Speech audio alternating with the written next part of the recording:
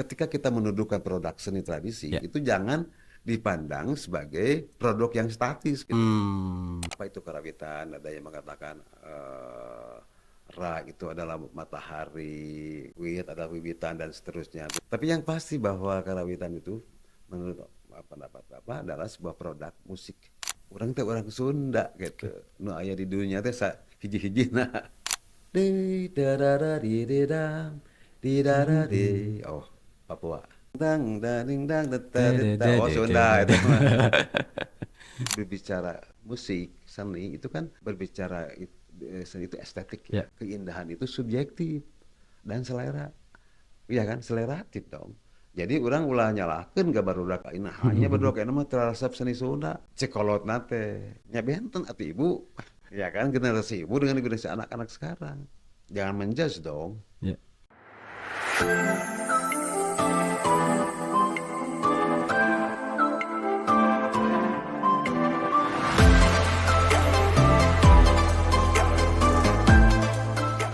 Assalamualaikum warahmatullahi wabarakatuh. Om Swastiastu, Namo Buddhaya, salam kebajikan, Rahayu.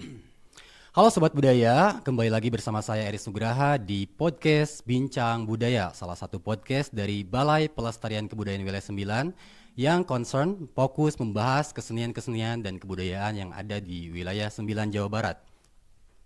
Hari ini kita di bulan yang tepat, bulan yang istimewa, bulan Ramadan, bulan yang penuh keberkahan, dan hari ini juga bertepatan dengan semangat Hari Musik Nasional. Sudah saatnya kita kembali bertanya tentang identitas dan jati diri bangsa melalui musik. Lalu pertanyaan penting muncul di derasnya musik modern dan di tengah derasnya gempuran digital dan algoritma, di derasnya generasi yang serba instan, maka musik karawitan apakah masih ada di hati kita? Dan apakah musik karawitan bisa menjadi jalan spiritual buat kita? Maka hari ini kita akan membahas kupas tuntas bersama narasumber kita, yaitu Bapak Dr. Haji Muhammad Yusuf Wiradireja SKRM Hum. Wilujeng Sumping, Pak. Bagaimana kabarnya hari ini, Pak? Alhamdulillah sehat, alhamdulillah. Oke, sebelumnya Pak, izin boleh perkenalan dulu ke Sobat Budaya, keseharian dan kesibukannya apa, dan mungkin Bapak bisa sharing dulu cerita di dunia musik karawitan secara singkat, boleh Pak? Ya. Baik, sobat budaya yang saya cintai, jadi alhamdulillah wa syukurillah saya diberi kesempatan dalam podcast ini yang kebetulan Ramadan ya, Kang. Jadi berbicara Ramadan akan terkait dengan persoalan spiritual. Tadi disebut-sebut persoalan musik juga terkait dengan persoalan kebudayaan tentu saja. Ya jadi sebetulnya saya itu sudah menggeluti ya kesenian itu dari umur 10 tahun ya. 10 tahun. Ya sekarang saya sudah 6 Wow. tahun jadi Lama banget. setengah abad yang lalu ya. Jadi berbicara musik terutama yang terkait dengan musik tradisi ini tentu saja menjadi sebuah stimulus ya. Tadi disebut-sebut juga bahwa musik juga akan terkait dengan medium untuk pendekatan spiritual gitu ya. Kita lihat coba dari sisi fungsinya, apapun agamanya misalnya, dari mulai Islam, kemudian Katolik, Kristen, Hindu, Buddha. Kalau kita objektif ya, itu seringkali ya menggunakan medium musik, kan gitu ya. Ya. Nah jadi apa itu musik akhirnya kan? Nah, ini cukup menarik gitu. Barangkali itu yang mungkinlah sebagai introduction. Oke, sebelumnya Pak, tapi sebelum kita lanjut ke materi yang lebih inti gitu ya, lebih dalam, mungkin jujur nih Pak, dari anak muda ya, anak muda itu sekarang tuh lebih tahu K-pop, musik modern daripada musik-musik ya tradisional, musik karawitan. Menurut Bapak, kenapa itu bisa terjadi dan bagaimana antisipasinya gitu, Pak? Oke. Jadi kalau berbicara persoalan budaya, kita sepakati ya, yang namanya budaya itu sifatnya dinamis ya. Oke. Oke.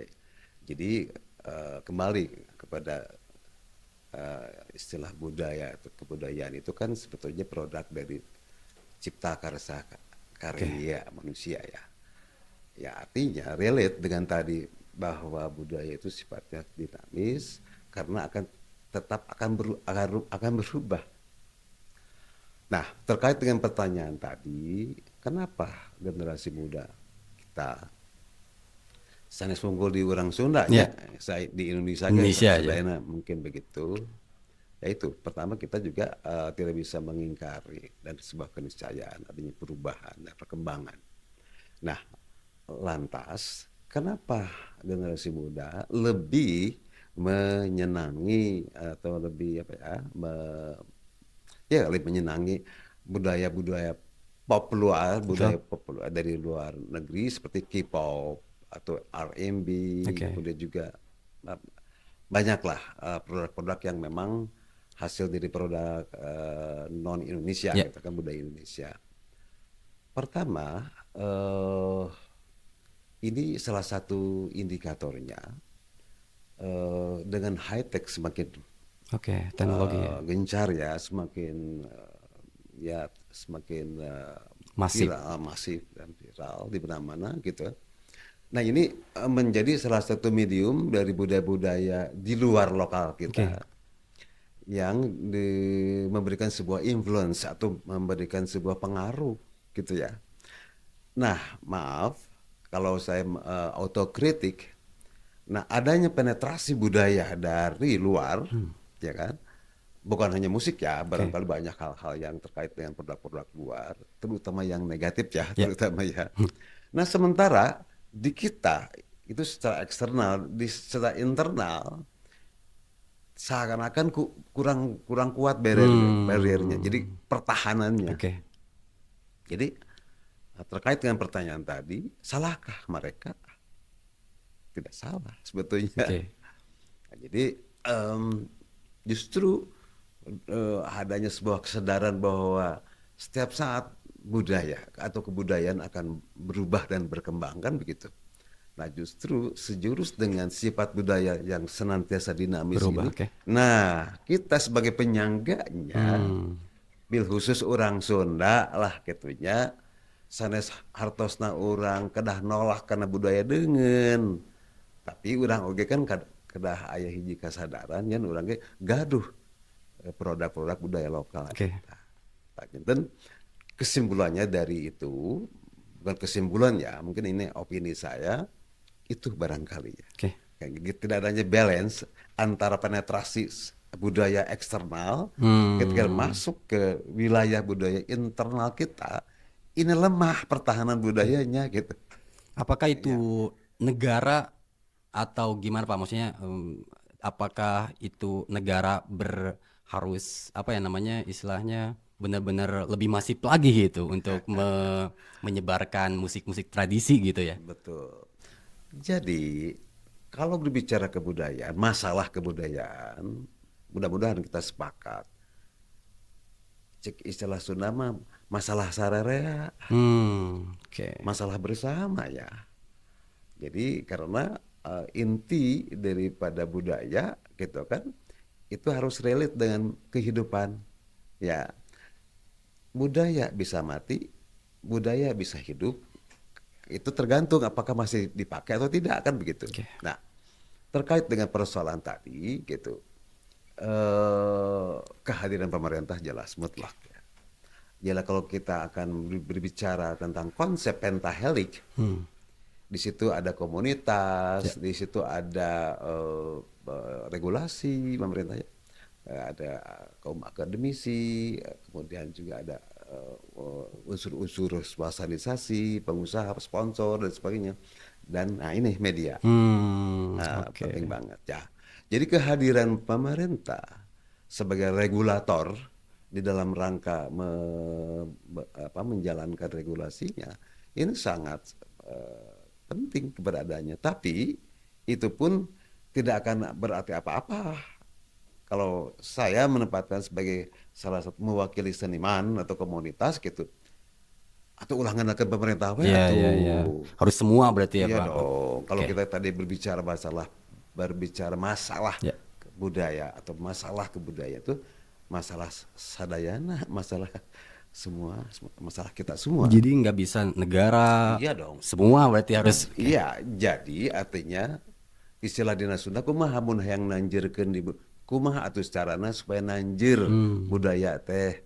Kita kan ya. Ya kada sasarengan. Ya, dengan adanya sebuah kesadaran penuh gitu ya. Karena tadi kata kuncinya ini masalah bersama. Hmm. Nah, kemudian pertanyaan berikutnya adalah kenapa sih bat urang teh kudu ngagulung budaya sih? Betul, betul. Kan gitu ya teh. Oke. Kenapa sih? Gitu. Entah seperti ini kan salah satu regulasi atau upaya dari pemerintahnya lembaga ini apa namanya teh lembaga bukan Oh, lembaga ini Balai balai Pelestarian pelestarian. Kebudayaan. Ini cukup strategis ya. Ini kami atas nama seniman dan budayawan gitu sangat support ya terhadap institusi ini. Jadi kita bisa mengerti dan kita juga harus sadar. Kita batasi soal Sunda ya, gitu. Bahwa Sunda itu sebuah entitas ya Oke. di dunia dengan hiji-hijina Sunda. Jadi kalau saya, opini saya, pendapat saya, berbicara kenapa kita harus mempertahankan budaya Sunda. Di situ ada value, di situ ada nilai, Nilai. di situ ada ajen inaje. Apa itu yang namanya value itu? Itu adalah perangkat norma-norma kehidupan yang bersifat universal. Oke. Artinya berbicara universal itu walaupun dia secara produk-produk lama itu masih bisa konteks loh. Misalnya ada istilah nginung ka waktu mibaba ka Ibakap ke zaman. zaman. Gitu kan. Itu kan ada dalam teori ke batul kita di teori ke tak ora karun Sunda mah terus ada mah teori. Ya. Change culture of continuity gitu. Nah, jadi itu adalah sebuah bukti bahwa karuhun Sunda begitu udah mendalam banget futuringnya, future begitu berpikirnya. Nah, itu harus ada kesadaran dari kita, ya kan? Nah, semacam itu salah satu contoh nilai-nilai. Jadi kita berpikir itu, cek orang Sunda mah ulah, namanya, ulah kurung batok. Oke. Cepat gitu, kudu jembar, makanya jembar kupanalar itu. Nah, jadi itu salah satu statement dari karuhun Sunda yang mengisyaratkan, yang mewariskan, gitu. Orang itu kudu jembar di kahirupan teh. Gitu ya, itu barangkali. Oke. Nah, sekarang saya mau tanya tentang musik karawitan kan tadi udah secara besarnya udah ya Pak, secara umumnya. Nah, di karawitan sendiri Bapak kebetulan linearnya secara pendidikan itu dari mulai mungkin dari SMA, S1, S2, S3-nya itu di seni. Nah, dari kapan Bapak mulai maksudnya berkarya? Betul-betul berkarya gitu, Pak. Sebetulnya kalau flashback ke belakang ya, semenjak Bapak kan orang Cianjur ya, dari Cianjur. Jadi ke Bandung itu tahun 78 lah kurang lebih. Jadi semenjak dari Cianjur juga waktu SLA ya, bukan SMA batu dari SPG. SPG. Ya, aku dari dulu Bapak teh piguruan. Jadi dalam praktek-praktek mengajar gitu ini jadi nostalgia ya. Jadi sudah inisiatif untuk membuat karya lagu gitu untuk anak-anak SD gitu. Jadi sudah begitu lama lebih-lebih ketika di Bandung gitu ya. Ya mungkin dari tahun 80-an. 80. Dulu Asti ya Pak itu Pak? Ya, mulai Oh dari Asti. ASTI, Oke. STRC dan ISBI ya Oke. terakhir gitu. Ya udah lama lah. Udah. Fokusnya Pak di mana tuh Pak? Secara Sebetulnya kan spesialis. secara entrepreneur behavior kan Bapak kan belajar pertama dalam konteks seni Sunda itu di Mamos Mama Cianjuran. Cianjuran. Ya, jadi eh apa? hmm, Ketika anak-anak Bapak mendalami Cianjuran, nah pas remaja, ini nih, Bapak terjun ke dunia musik, pop, jazz. Oke. Ya, jadi agak sedikit nakal, rada bangor. Jadi seneng gitu ya. Jadi ya itu tadi, ya seperti tadi didiskusikan, kenapa anak-anak muda senang lagu-lagu barat, lagu-lagu itu ya, ya seperti teralami oleh Bapak gitu. Kok rasanya asa gimana ya, asa gaya we gitu ya. eh Baik dalam pop, jazz, keroncong juga pernah belajar ya. Jadi udah beberapa kali juara pop, Oke. lagu-lagu pop di Cianjur dulu gitu ya. Pas ke Jawa Barat ya finalis lah gitu. Tapi itu menjadi sebuah pengalaman secara estetik ya, secara empirik gitu. Ya malah itu menjadi sebuah pengayaan gitu. Jadi Oke. tidak hanya Sunda Ya. gitu. Jadi karya-karya yang Bapak buat itu udah hampir 500-an lah gitu ya. Wow. Jadi bukan hanya Sunda, berbagai genre gitu loh. Berarti inovasi ya Pak maksudnya Pak? Ya, seperti itu. Oke. Nah, jadi alhamdulillah wa syukurillah gitu dengan latar belakang Bapak waktu muda agak sedikit nakal dalam konteks mempelajari ini, mempelajari itu, musik ini. Jadi menjadi sebuah pengalaman dan menjadi sebuah kekayaan dalam kreativitas. Oke. Gitu maksudnya. Ketika berkarya dengan banyak pengalaman itu Pak, dengan tadi ada pop, jazz dan lain-lain, apakah ada resistensi dari penolakan apalagi di seni karawitan gitu mungkin ya yang saya tahu tuh kayak tradisional mah harus benar-benar tradisional tuh gitu. Nah, ini dibikin sebuah inovasi yang baru gitu dengan karya Bapak itu gimana Pak? Em, Selama Bapak dalam menjelajahi proses kreatif gitu ya, rasa-rasanya nggak terlalu signifikan lah Oke. resistensi itu gitu ya, karena Bapak bersikukuh tanda petik.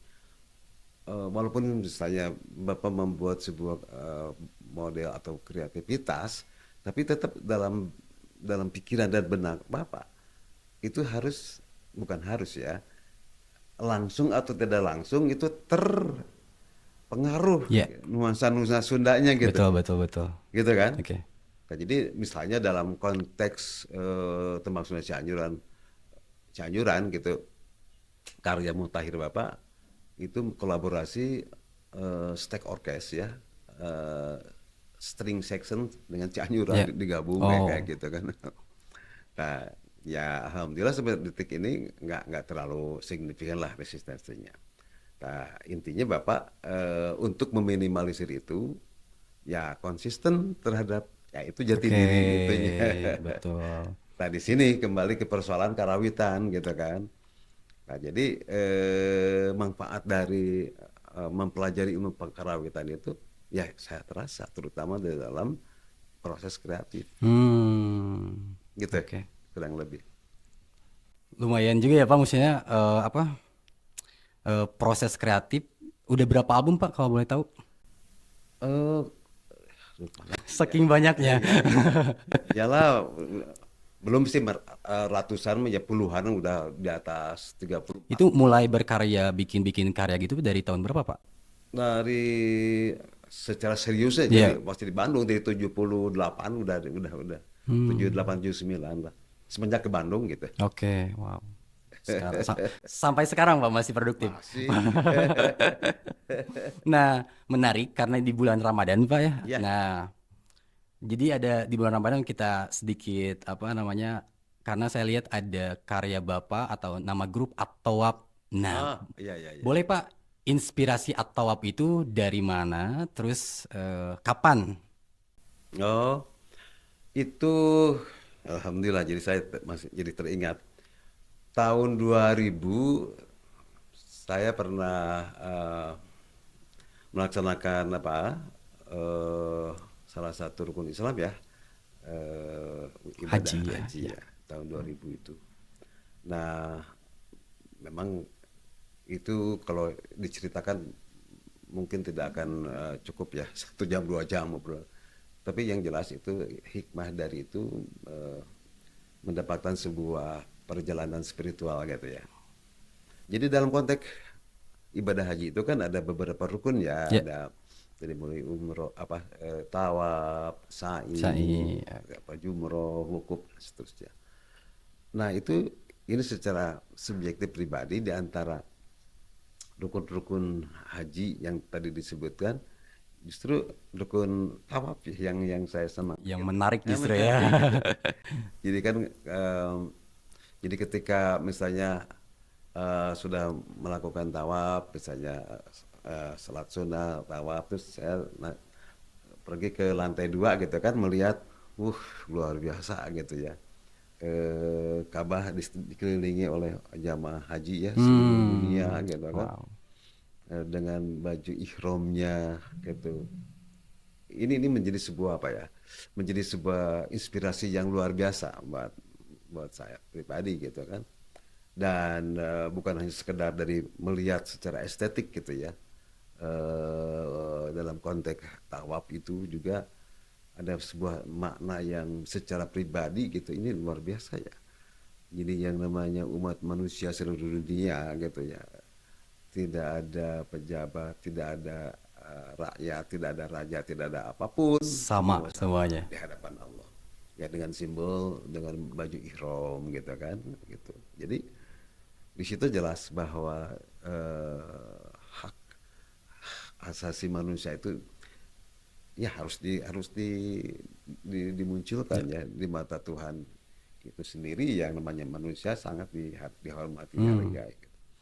Terus misalnya setiap jamaah gitu ya mengelilingi apa itu Ka'bah dari titik awal sampai ke 7 kali kan ya.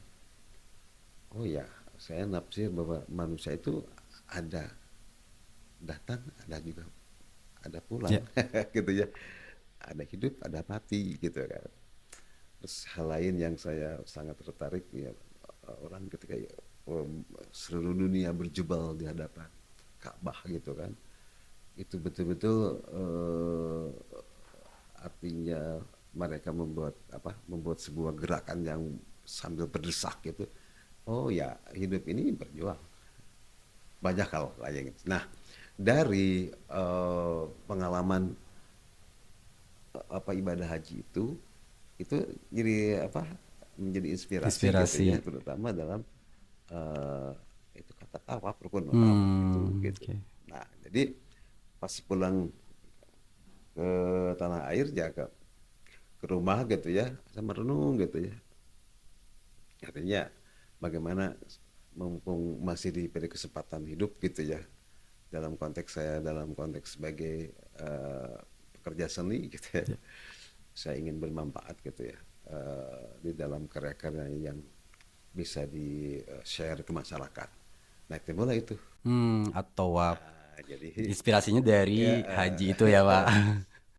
jadi seperti itu kurang lebih lah. Gitu. Kalau boleh tahu, Pak, secara bentuk musikalnya mungkin Pak ya dari grup atau ini seperti apa mungkin dari Ya, bisa di-sharing? eh, jadi seperti tadi Bapak bilang, jadi Bapak kan karena dari kecil sudah mendalami Cianjuran atau Tembang Sunda, kemudian remaja mengikuti arus gitu ya dalam konteks musik-musik barat, pop gitu dan seterusnya. Itu menjadi sebuah stimulus Oke. uh, pengalaman ya, terutama dalam konteks pengalaman estetik. Nah, jadi di dalam uh, gagasan Atawap ini uh, itu ingin membuat sebuah musik yang memang sifatnya kolaboratif gitu, Oke. dari baik dari sisi vokalnya atau lagu, dari sisi aransemennya, kan gitu ya. Ya. Nah, jadi dengan konsep atau gagasan seperti itu diharapkan bahwa yang namanya musik Sunda gitu. Ya, tadi tidak hanya tidak hanya statis dalam ketradisiannya, perlu ada sebuah pengembangan kan. Oke. Jadi relate dengan spirit Undang-Undang Nomor 5 ya, pemilihan kebudayaan. Jadi dari mulai perlindungan, Ya, pengembangan, pengembangan, gitu kan. kemajuan ya. Oke. Nah, jadi sebelum ada Undang-Undang Nomor 5 atau pemajuan kebudayaan, Bapak sudah mikirnya sudah lama. Ya. Sudah jauh berpikir begitu gitu ya. Nah, tapi yang itu tadi yang jelas diusahakan bahwa esensi, substansi musik yang atau lagu yang kita buat itu ya artinya untuk mengembangkan budaya sendiri. Betul, betul, betul. Jadi Bapak berprinsip bahwa ketika kita mendudukan produk seni tradisi Ya. itu jangan dipandang sebagai produk yang statis gitu. Hmm, Iya kan? Jangan dipandang sebagai produk statis. betul. Dia ada produk dinamis Ya. sebetulnya, Mak. Tapi akan terjadi produk dinamis kalau ya sang seniman tentu saja kreatif, Oke. ya kan? Nah, tapi perlu dilindungi tuh. Betul. Nah, gitu kan? Karena apa? Kenapa harus dikembangkan? Karena kan circle kehidupan berubah ya. Betul. Gitu. Jangan ya jangan egois lah kita sebagai seniman tradisi gitu. Sebab hari esok kan anak-anak anak-anak muda kan Iya. ya mungkin tidak akan sama dengan persepsi kita, tidak akan sama dengan selera kita gitu.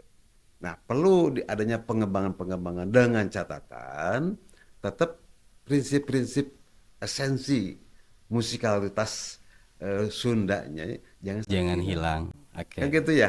Betul. Tapi ini juga harus dikonversi, harus dikonservasi gitu. Nanti satu saat si generasi muda ini dia mencari, oh ini yang aslinya itu. Ya. Jadi bisa dijadikan bahwa produk yang kreatif gitu dalam konteks edukasi itu bisa dijadikan medium untuk dijadikan medium aja. Ada batasannya nggak sih Pak untuk kita menginovasikan musik misalnya ya? Nah, ya ya, ini menarik. Jadi contoh lagi nih. Jadi Bapak kan mungkin pernah mengenal Pupuh ya, Ya. pernah mendengar sini Pupuh. Itu tahun berapa ya? 2006 gitu ya. Nah, Bapak membuat inovasi Pupuh. Ya dinamakan Pupuh Raihan gitu. Itu Pupuh itu yang biasanya dari sisi penyajiannya kan itu kan sangat solois gitu Solois. ya. Kemudian juga hanya menggunakan kacapi gitu Ya. kan. Nah, saya berpikir, nah ketika itu kan sedang marak-maraknya boy band, gitu, kayak girl band gitu ya. Saya berpikir gitu, nah ini perlu ada apresiasi ya. Ya. Wah, jadi Sunda bisa tuh dikikin ya, nah, gitu kan ya. Nah itu dari situ terinspirasi seperti itu, ya udah. Yang tadinya solois, nah, aku bapak didamel jadi grouping, nah gitu Oke. ya. Yang tadinya hanya kecapi gitu ya. Jadi Jadi lebih bentuk banyak orkestra, orkestra. kayak Oke. kayak gitu kan. Nah itu sempet pernah juga dipasanggirikan gitu teh se-Jawa Barat gitu ya. Jadi beberapa kali gitu. Nah itu seperti itu. Jadi berbicara tadi apa sih gitu apa yang tadi ditanyakan memang sulit ya untuk dinarasikan ya. Jadi nu kumaha sih anu disebut udah hilang dari esensi Ya. gitu. Nah, agak sulit ya untuk Oke. dijelaskan secara narasi Betul, ya. betul, betul. Tapi yang pasti kalau dianalisis gitu ya misalnya gini. Seperti halnya misalnya ada Karawitan. Kan itu kan ya dia wilayah penta ya. Ya. Pentatonis kan gitu. Nah, misalkan itu salah satu esensi dari musik Sunda misalnya gitu ya. Kan di situ tonika dulu nada dasar itu. Nah, terus bagaimana ingin mengembangkan tidak pure hanya sebatas pentatonis. Ya. Nah, kan gitu ya karena Bapak ada pengalaman, ada komparasi dengan musik-musik di luar karawitan. Diatonisnya, Di situ di mix gitu. campur mix. Oke. Itu bisa dinatonikanya Ya, ya, ya. dari segi nada dasarnya. Mungkin dari sisi lagunya, misalkan mungkin ada part bagian-bagian secara kompositoris, oh di dia mah udah rada tebal sudah. Tetaplah itunya kuat ya Pak, maksudnya Ya, tidak hilang gitu ya. kayak gitu. Oke. Banyak hal lah, belum dalam iringan musiknya Oh iya. dan seterusnya. Grup Atop ini Pak lebih atau instrumental atau ada liriknya Pak itu? Dominan. Ya seimbang lah. Oh, ada Jadi instrumental.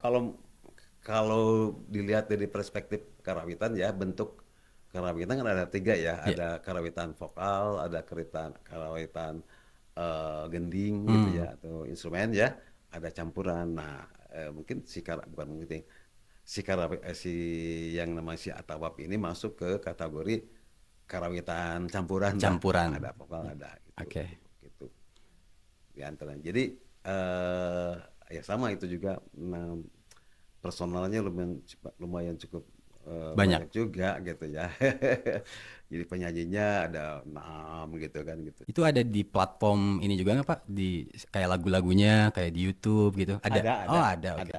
Ada. Jadi buat teman-teman sobat budaya yang mau mendengarkan grup Atowap bisa langsung dicari di YouTube ya. Menarik Pak. Ya, Atau alhamdulillah.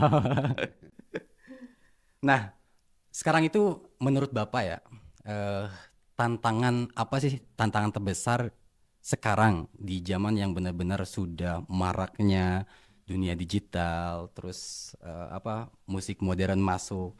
Tantangan terbesarnya apa Pak di musik karawitan tersendiri gitu? Oh ya, kembali kepada tadi yang dijelaskan ya.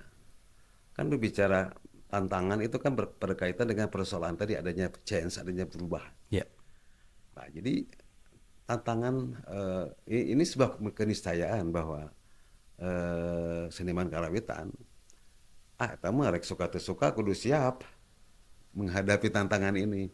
Ya, artinya tantangan yang paling cukup berat adalah bagaimana para seniman harus beradaptasi ya dalam konteks high tech. Ya salah satunya Oke. digitalisasi ya, ya, kan. ya. Itu mau tidak mau gitu. Nah, jadi kalau itu tidak ditempuh ya sulit. Oke. Jadi banyak yang berkarya tapi tidak ada yang memasarkannya mungkin ya Pak? Iya, Oke. otomatis. Ya bukan hanya memasarkan, dalam konteks memproduksi Memproduksinya gitu. juga Itu ya? sendiri gitu. Karena gagap Teknologi. teknologi ya susah gitu Oke. kan. Jadi disinilah letak pentingnya keseimbangannya antara sains, antara ilmu gitu ya, pengetahuan dengan dunia kepraktisan dalam seni itu. Jadi itu adalah salah satu hal yang sangat fundamental gitu ya, sangat fundamental gitu, agar si senimannya itu sendiri harus survive dalam tantangan zaman apapun, dia tetap survive gitu. Oke. Itu kan. Terus dari sisi apa, mengkonservasi, mengembangkan produk budayanya itu sendiri juga bisa bisa relate ya gitu. Jadi kreativitas itu penting dalam konteks sekarang gitu. Nah, jadi wayah nawe sinaman teh ayeuna mah gitu ke rada nonya rada terbuka Ya. pikirannya gitu. Tapi saya menarik Pak, pengen tahu proses berkreatif Bapak gimana sih? Maksudnya kalau misalnya bikin karya tuh dari mana mulainya gitu? Ya. Apakah dari cari idenya dulu atau gimana gitu? Mungkin bisa di-share ke sobat budaya mungkin yang ada yang sobat budaya yang ingin menciptakan lagu gitu Pak ya? Boleh di-sharing Pak? Jadi ini kan berdasarkan empirik ya. Ya. Berbicara kreativitas kan itu tetap adalah seperti halnya dalam prinsip kebudayaan. Jadi cipta karsa karya ya. Jadi karya itu akibat logis dari adanya cipta dan karsa, keinginan, dan ada sebuah cita, ada sebuah imajinasi ya. Nah, jadi memang tidak ada rumusnya ya. Pak kumaha sih yang ada lagu teh eueuh rumusna. Gitu ya. Karena apa? Karena berbicara seni umumnya bil khusus musik gitu. Kan itu adalah ranah ranah estetik ya, Ya. ranah keindahan. Berbicara ranah keindahan akan terkait dengan apa? Dengan subjektivitas. Hmm. Baik itu masalah selera kan Ya. gitu kan. Jadi tidak ada rumusan mutlak harus begini begini, enggak lah Oke. gitu. Karena dalam konteks ini bahwa seni itu adalah wilayah estetik Oke. yang sifatnya subjektif gitu. Ini tidak ada rumusnya sebetulnya kreativitas itu. Nah itu tinggal persoalannya pinter-pinternya sang seniman gitu. Oke. Semua orang beda-beda berarti Pak ya. Iya. Oke. Jadi artinya kalau tidak ada rumusannya mutlak, jadi setiap orang mempunyai hak dong Oke. membuat karya gitu. Cuma persoalannya adalah gitu. Oke lah, buat tinggal membuat, tapi persoalannya adalah estetik enggak ya? Atau buat tinggal buat tapi ngenahan tuh nya gitu. Kan gitu ya Ya. persoalannya kan. Jadi bukan persoalan benar tidak benar Oke. dalam konteks musik ya, seni gitu. Bikin atau enggak? Enak tuh enggak ya gitu. Kan gitu Iya, iya. persoalannya gitu. Jadi mohon maaf dalam konteks ini Bapak nggak bisa menjelaskan secara detail Oke. gitu ya. Yang pasti dalam pendapat Bapak sih nggak ada rumusnya gitu. Cuman ya yang terasa gini. Jadi karena dalam konteks musik terutama kan atau berkarya musik gitu tidak lepas adanya sebuah inspirasi gitu. Oke. Terus kemudian seterusnya ada semacam apa kan gini, jadi ketika orang melihat sebuah fenomena gitu, Hmm. misalnya di dalam konteks ya lah lagu bapak yang Kuring Lengitan pernah, lagu Oke. Kuring Lengitan itu kan fenomena tahun 87 Gimana sih Pak itu si ya, syairnya? itu kan sesungguhnya apa eh, ketika melihat fenomena alam banjir longsor, nah kayak Hmm. kayak gitu ya. Nah, dari proses misalnya ada tuh Pak fenomenanya. Nah, langkah apa kemudian? Nah, jadi ketika ketika kita menangkap adanya sebuah fenomena, yang jelas fenomena itu kan ada sebuah apa ya, bentuk, kalau kita sederhanakan sebuah bentuk kejadian yang nyata yang dapat diindrakan. Ya. Aduh, itu ya Allah itu gunung nu tadi naik jadi longsor. Nah, gitu kan. Mulai ya Nah, Pak. mulai kan dari situ terus banyak korban, banjir, bla bla bla bla bla. Maksudnya kena rasa. Nah, Oke. nah di situ kalau sudah berbicara rasa gitu ya, aduh, iya kumaha, iya lah mau diantep, nya pasir gunung anu teh kumaha, korban semakin banyak, terus oke sumber daya alam akan rusak dan sebagainya, kumaha kehidupan. Nah itu kan dialektik itu. Ya. Nah disitulah ada dalam konteks kreativitas lagu, terkadang bapak membuat lirik dulu, Oh, lirik. gitu kan. Oke. Proses lirik, kurangin, dibenahi, dirubah lagi. Nah kalau udah dianggap oke gitu, baru kita mulai interpretasi melalui pendekatan melodinya seperti apa. Oke. Terus ya, dirasakan pada akhirnya bahkan dirasakan, kemudian bagaimana mematchingkan antara eh, apa kata gitu ya syair gitu dengan keinginan keinginan melodi seperti apa. Nah di situ keasikan di dalam kreativitas itu. Oke. Ya kemudian cara berpikir sahaya nu ngawin aja. Nah Hmm. baru kurang cocok aku seanu lah. Nah kayak Ya, gitu. ya, ya. Berarti nggak harus sama Iya, kita pencipta ya Pak. terus tidak hanya itu kan kumaha ya musik lainnya. Nah gitu. Jadi sama gitu ya musik. Jadi misalnya dalam proses kreatif untuk rekaman sampai sebelum tik itu pasti ada Ya, perubahan-perubahan ya, kalau baru ya, ya. ropahin lagi gitu. Bahkan udah mau rekaman ganti. Baru dak ngurus si bapak mah cenah. Puna robah teh enak robah ieu iya kayak gitu. Jadi yang namanya proses ya, Ya. proses kreatif. Jadi eh ya dalam konteks misalnya untuk outputnya menjadi sebuah produk rekaman ya sebelum itu di tik gitu Iya, kan betul. terus Masih bisa dirubah. pan paling paling sok hanya kan aduh salah sih di nah kan kayak gitu pan kita mah digital tidak bisa berbohong ya Iya, iya, iya. di rekam mah kayak kayak gitu Jadi asik memang dalam menggeluti dalam proses kreatif itu. Tapi biasanya prosesnya berapa lama tuh Pak? Misalnya bikin satu lagu tuh biasanya rata-rata gitu ya kalau bisa di apa di rata-ratain berapa lama tuh? Kan begini ya, konon katanya gitu kan, bahwa proses untuk membuat sebuah lagu apa itu kan butuh sebuah proses yang panjang.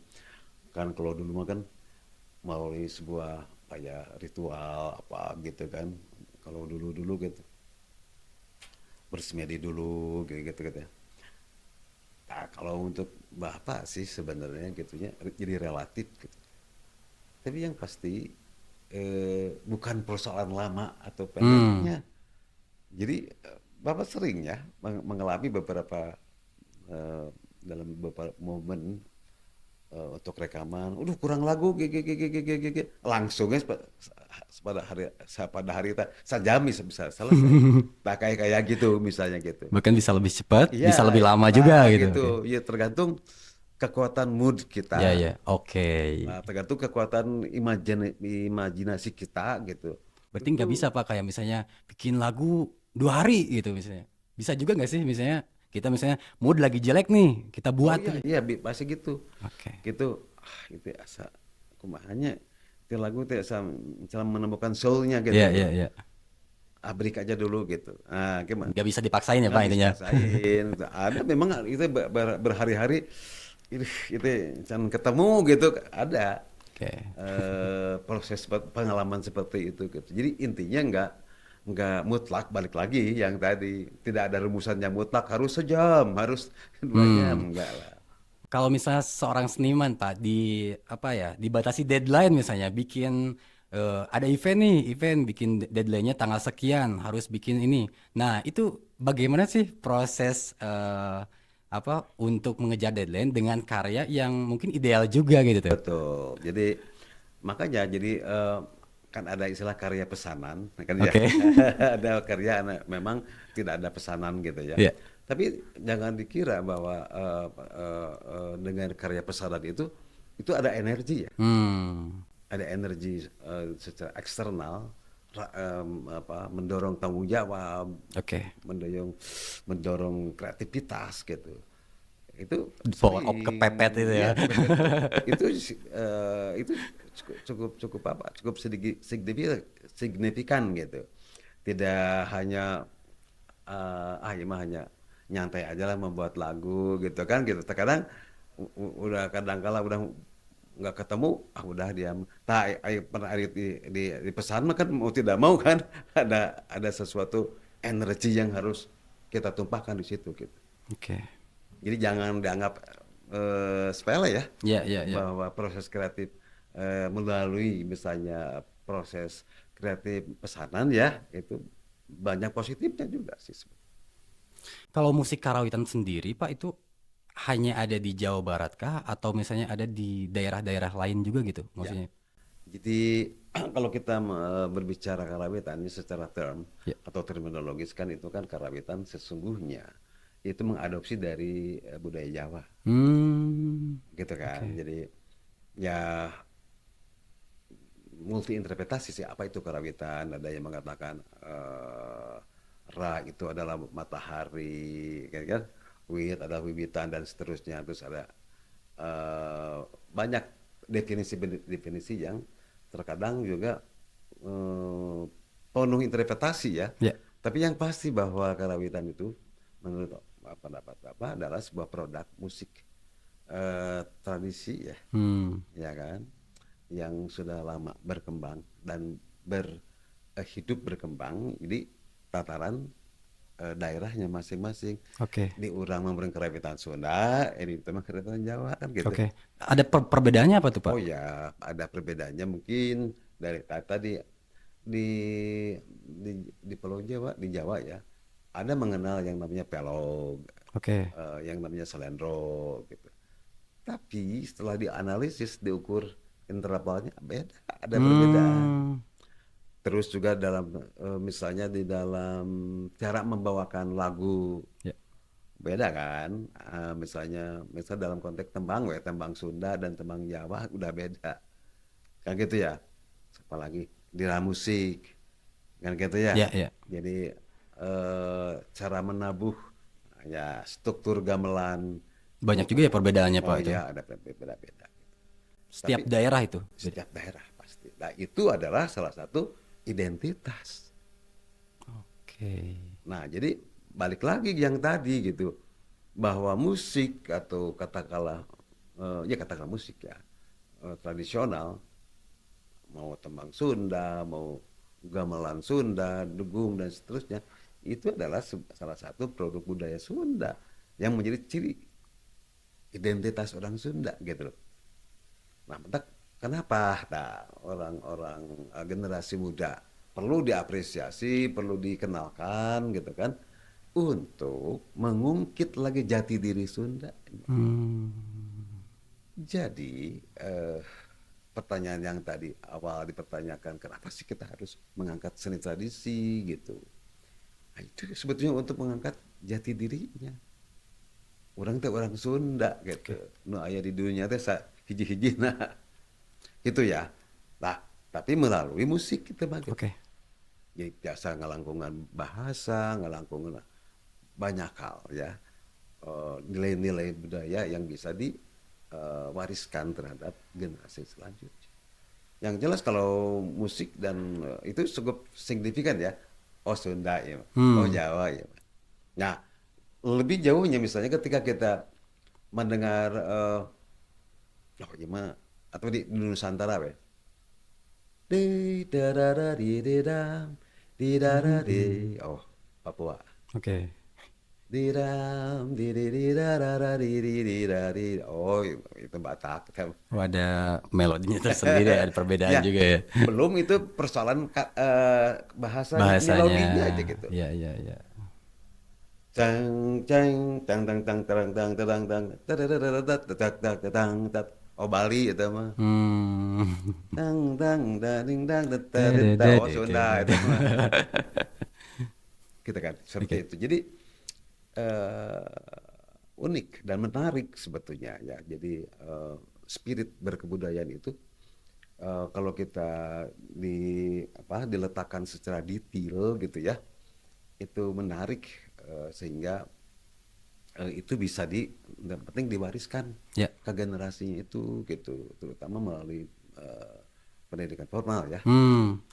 gitu. Oke, Pak, kalau kurikulum pendidikan kita apa di Indonesia, apakah musik tradisi ini sudah apa menyebar luas maksudnya atau masih belum gitu? Nampaknya ya yang Bapak tahu belum menyebar ya, Oke. belum menyebar. Jadi mungkin banyak hal, banyak kendala-kendala terutama merumuskan kurikulum itu kan harus berajaskan pedagogik ya, Oke. ilmu-ilmu pendidikan gitu kan. Diri mulai menyiapkan buku ajarnya seperti Hmm. apa, kemudian juga membuat rumusan kurikulumnya seperti apa, gitu kan. Nah, memang ini harus ada kolaborasi sih, Oke. sarjana-sarjana pendidikan dengan para budayawan, gitu ya. Bisa yang tadi, seru Bapak tadi masalah budaya, masalah sarere, Semuanya ya. jadi harus kolaborasi ya sebetulnya gitu. Ya.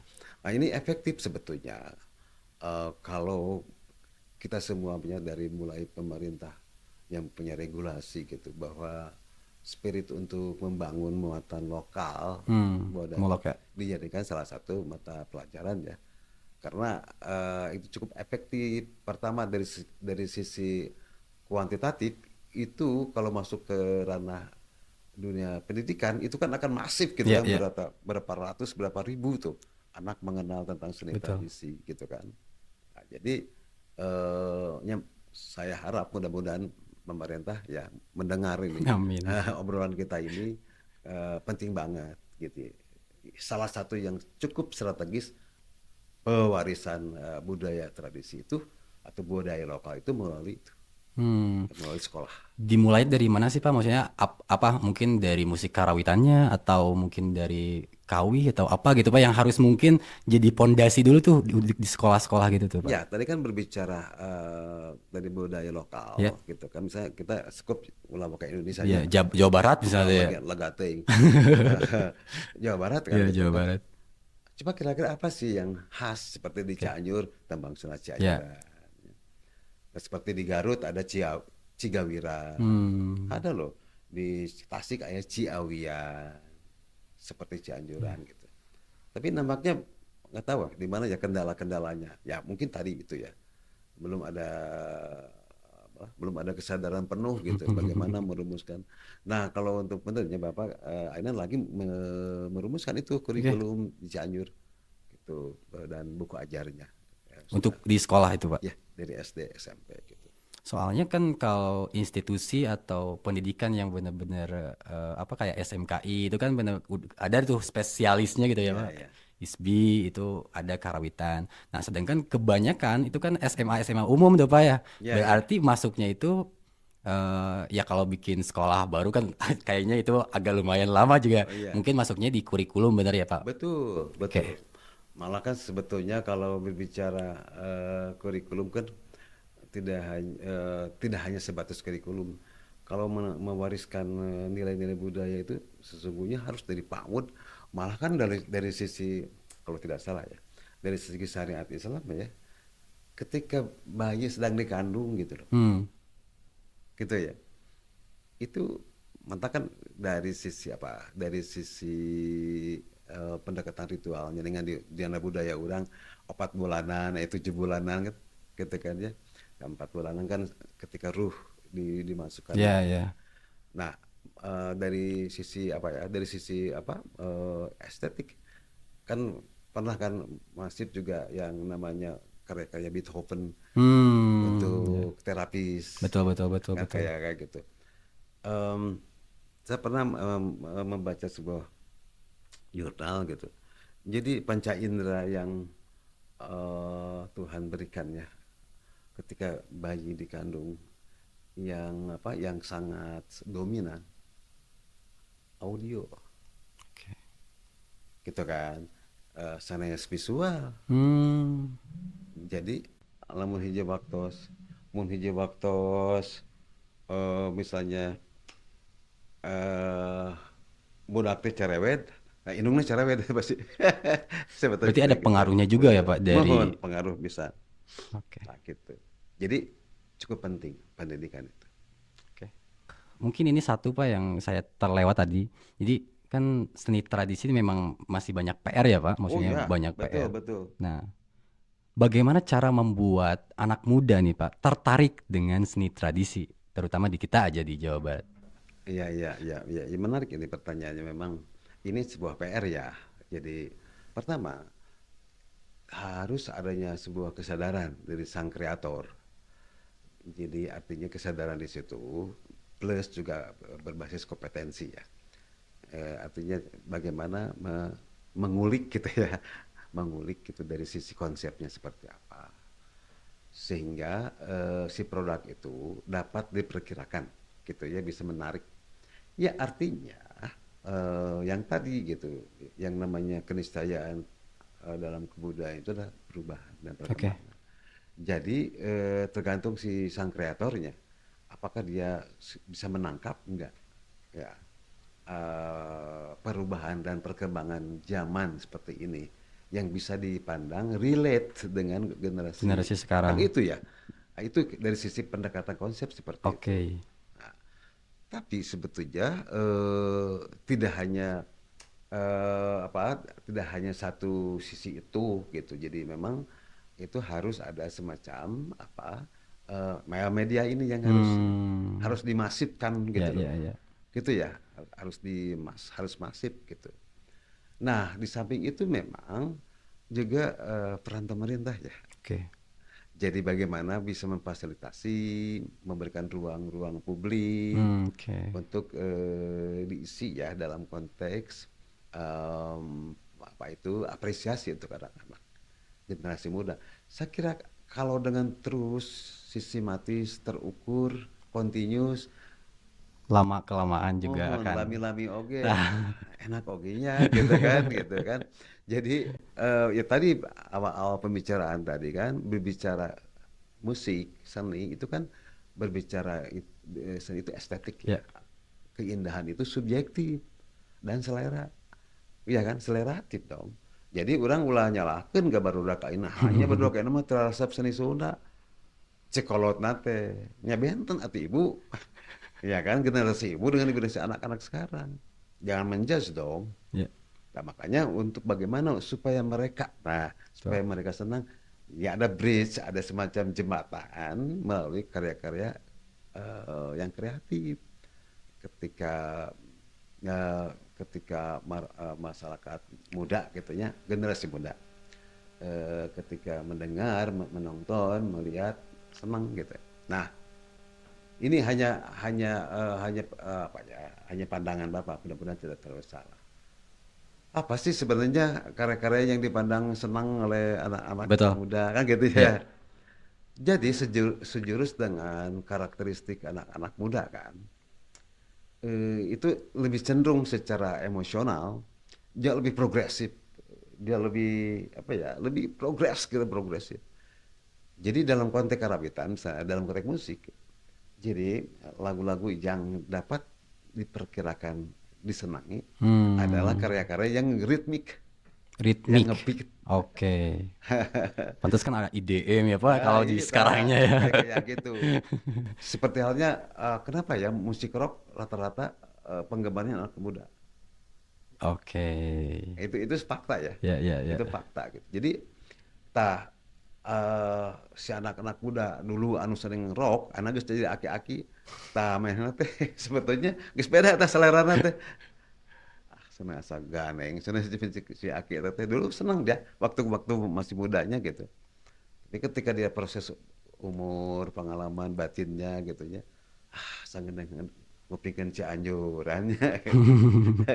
Nah, jadi di situ alangkah bijaknya para kreator gitu ya, ya harus merasa tanggung jawab gitu. Jadi bagaimana di dalam kreativitas itu jangan terlalu lepas gitu. Oke. Bukan hanya apa ya, sebebas-bebasnya tanpa ada sebuah konsep gitu. Hmm. Ya, dia seneng sih, wah jengkrak-jengkrak baru Ya, nanti ya, ya. kumaha gitu ya.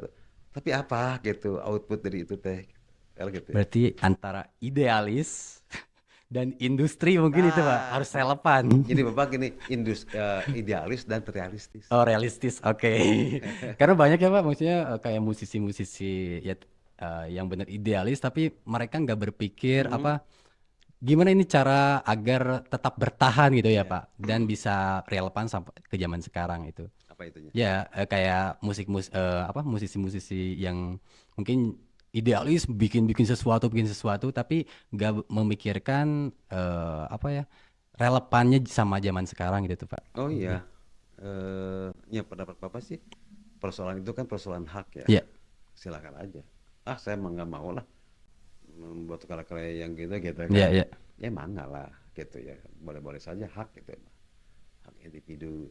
Cuman gitu kan, menurut bapak rasanya kurang bijaksana ya. Rasanya kurang bijaksana gitu. Lebih-lebih misalnya terkait dengan persoalan ketika sang seniman dalam kompetensinya, kemampuannya sudah berkaitan dengan persoalan apa ya, berkaitan dengan profesi. Oke. Jelas dong. Ya. Malah menurut Bapak gitu. Ya idealis realistis lah. Jadi ketika kita menyadari bahwa kita diberi apa, anugerah ya tuh oleh Tuhan gitu dalam bidang seni, kenapa tidak dimanfaatkan untuk kehidupan, kan Betul. gitu ya. Kalau kita berbicara secara apa ya, realitasnya seperti itu. Nah jadi menurut saya sih balance, harus keseimbangan gitu ya, Oke. kelihatan nama. Iya. Kelihatan waktunya sudah Oh mulai iya, tipis nih, Pak. nggak apa-apa kan. Oke, mungkin ada satu pertanyaan terakhir, Pak, dari Cing cing cing Gus. Nah, setelah puluhan tahun mengabdi, Pak, di dunia seni lah, anggaplah dunia seni tradisi gitu ya. Eh, apa hal yang ingin Bapak sampaikan dan Bapak syukuri hari Hmm, ini? oke. Ini cukup menarik. Jadi untuk Bapak pribadi ya, ini kebetulan dalam bulan Ramadan, bulan penuh berkah gitu ya. Jadi ini sangat mengusik gitu batin dan pikiran Bapak pertanyaan ini. Pertama, Bapak dalam umur sekian ini sudah mulai menyadari gitu, oh iya, bahwa saya dijadikan profesi dalam konteks seni gitu, ini adalah sebuah given, sebuah anugerah dari Allah yang saya patut syukuri gitu kan. Yang jelas gitu, Bapak bisa dipercaya jadi dosen, Bapak bisa tahu keliling dunia, ke Amerika, kemana-mana, termasuk yang tadi sebut-sebut Bapak Bunga Haji gitu ya, itu hasil dari profesi seni. Ketika Bapak dikontrak di Belanda gitu ya, ada rezeki itu, bisa sempat ibadah haji seperti itu. Nah gitu. Jadi itu jangan abe dong. Itu harus disyukuri. Ya artinya disyukuri itu yang hatur nuhun ya Allah gitu. Terus itu dipasihan anugerah kan gitu. Ya. Nah kemudian yang berikutnya adalah melalui pendalaman seni-seni tradisi tadi itu Bapak terus dikupas adalah terkait dengan persoalan nilai-nilai. Nilai-nilai estetis, nilai-nilai filosofis, ya kan? Nilai-nilai etis, yang keempat nilai teistis, nilai estetis, nilai keindahan yang akan mengasah budi pekerti kita, perasaan kita. Kemudian filosofis untuk membuka cakrawala pandang, makna-makna kehidupan yang dipesankan dalam musik-musik atau lagu-lagu tradisi. Kemudian juga nilai etis, itu memberikan sebuah amanah, membuat sebuah amanah ya, bahwa hidup itu harus waspada, hidup itu harus tertib, kan gitu ya, etis. Dan terakhir adalah dalam konteks musik-musik tradisi itu mengandung nilai-nilai teistis, adalah nilai-nilai yang terkait dengan ilahiyah. Gitu. Jadi subhanallah, luar biasa. Mudah-mudahan Bapak bisa mengamalkannya. Amin, Gitu amin. lebih malah. Wow. Serius Atur contoh nuhun. ya. Oke lah orang-orang ini Siap. orang Nggak kerasa tuh Pak, 1 jam kita ngobrol ya. sajamnya sekarang. Iya. Baik, Sobat Budaya, terima kasih banyak Bapak atas insight-insight Sami-sami. yang diberikan, sangat powerful dan mungkin nanti bisa ini medianya ditonton oleh banyak orang insya Allah Pak ya, Alhamdulillah. mudah-mudahan tersebar dan Iya. mereka bisa juga dapat insight yang luar biasa juga. Alhamdulillah. Oke, terima kasih. Sampai jumpa di episode berikutnya. Saya Riz Nugraha undur diri dan Bapak Dr. Muhammad Yus undur diri juga. Assalamualaikum warahmatullahi wabarakatuh. Waalaikumsalam warahmatullahi wabarakatuh.